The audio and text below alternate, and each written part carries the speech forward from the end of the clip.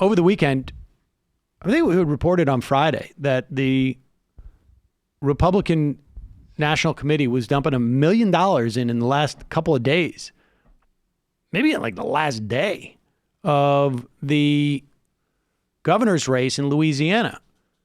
It's a red state. I think largely people thought that John Bel Edwards would lose. Now, look, he's not my favorite flavor of Democrat. He's probably my least favorite flavor of Democrat, or, well, maybe not, but close. But the difference is, the material difference, the bottom line one, the first one, is that 500,000 people who were allowed to jump on the Medicaid rolls as part of the ACA because he was governor of that state will keep their health insurance, which was likely to have gone away had John Bel Edwards not won.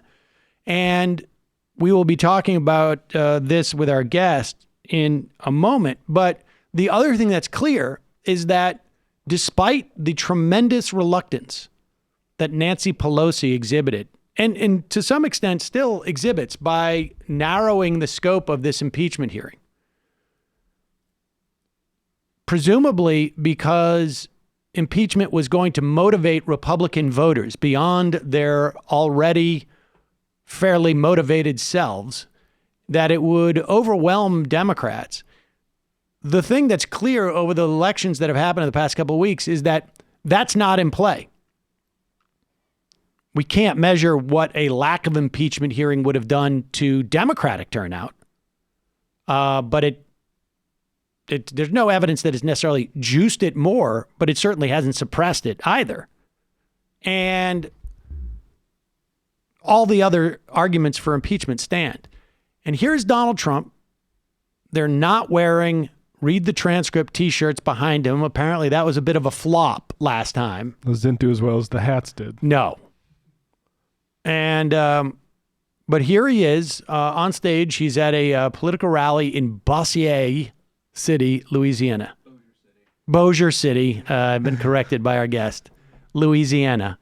I like to call it Bossier. Bossier or Bossier. Bossier or Bossier. Sometimes they like to call it Bossier City in Louisiana. Just 4 days ago, this was a day before the election. And here he is explaining why Republicans should come out and vote for his candidate of choice. In Kentucky, we elected everybody. The governor got brought up in a few short days, 19 points. I went, we made a speech, the whole ticket was there. Everybody won big. Governor's a really good guy. But 19 points is a big thing, and he lost by just a few thousand votes. And the headlines the next day, Trump took a loss. I lift him up a lot. So Trump took a loss, so you got to give me a big win, please, okay? Okay? He's really getting like styly now with this stuff. Like, you're gonna give me a little big, like he's getting like he's really doing like he's doing like what a radio host does. He's being real cute. Real cute. Well, that did not work out. He did not get a big win. He did not get a small win.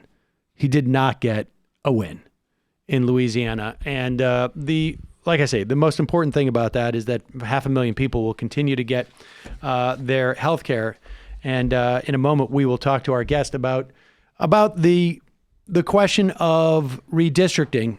They did not, Republicans failed to get a supermajority in the legislature, which would have been a guarantee that they're going to redistrict in a horrible way. However, I think North Carolina gave us an example of just how Democrats aren't necessarily on board with the best redistricting or the most judicious one that we might want, because they're individual politicians who have their own agendas. And we will talk about that in a moment.